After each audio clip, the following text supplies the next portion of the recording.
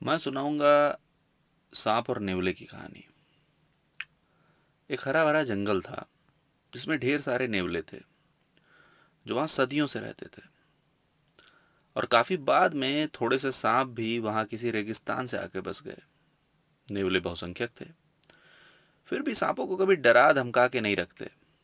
सांप आराम से अपनी आबादी आबाद कर रहे थे।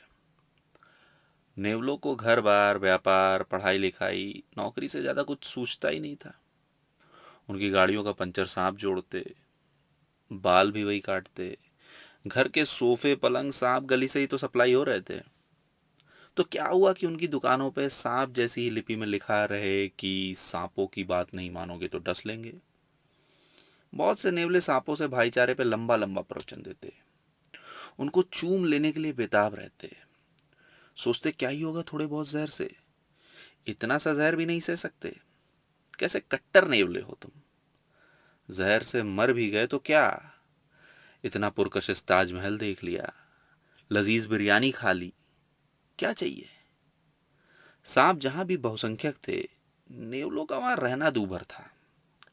नेवले वहां सर नहीं उठा सकते थे, उन्हें सांपों की तरह रेंगना पड़ता।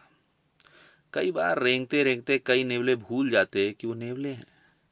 उन्हें लगता कि अब हम किसी सांप से कम है क्या।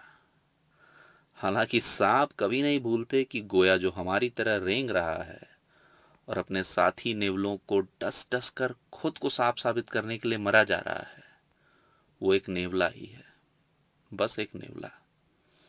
न जंगल के उत्तर का, न दक्षिण का, न भूरा न काला, बस एक नेवला। कहानी उपन्यास न बन जाए इसलिए तेजी से आगे बढ़ते हैं।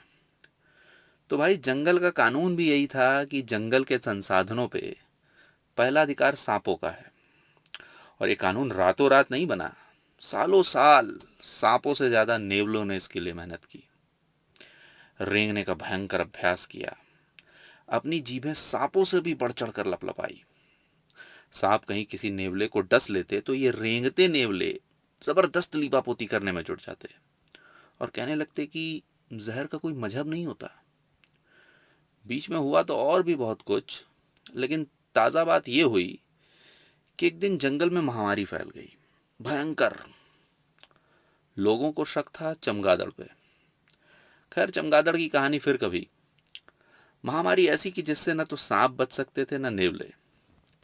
तरीका बस एक था कि अपने अपने बिलों में छुप जाओ। लेकिन सांपों को लगा कि साला दुनिया भर का जहर हम लिए फिर रहे हैं और हम बिल में छुप जाएं। सांपों को भी उस चमगादड़ बुखार ने धर दबोचा। लेकिन जब ज्यादातर नेवले अपने बिलों में छुप गए थे, सांपनाथ ने बड़ी दावत दे डाली।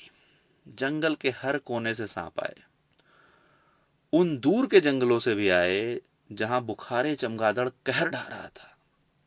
लेकिन सांपनाथ ठहरे आसमानी किस्म के जानवर। सबको बुलाया, सब खूब सट सट कर फन काढ़ कर बैठे। और जब काम हो गया, सारे सांप जंगल के कोने कोने में फैल गए। फिर शुरू हुआ नाग नागिन डांस। सांपों ने जहर भरी थूक नेवलों पे, उनके बच्चों पे दे दे के थूकना शुरू कर दिया। नेवलों के बिलों के आगे सांपों की थूक मिलने लगी। जो नेवले बीमारों को बचाने निकलते, उन पर सांप और बढ़ चढ़ के हमला करते। लगा कि अब नेवलों की आंख खुल जाएगी।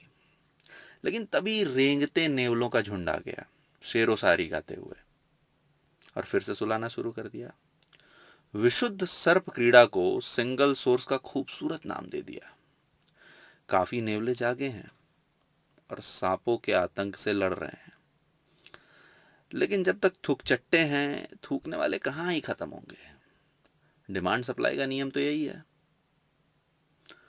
तो भैया, वो हरा भरा जंगल अब भयावह जंगल हो चुका है। जो जगेगा वो जिएगा।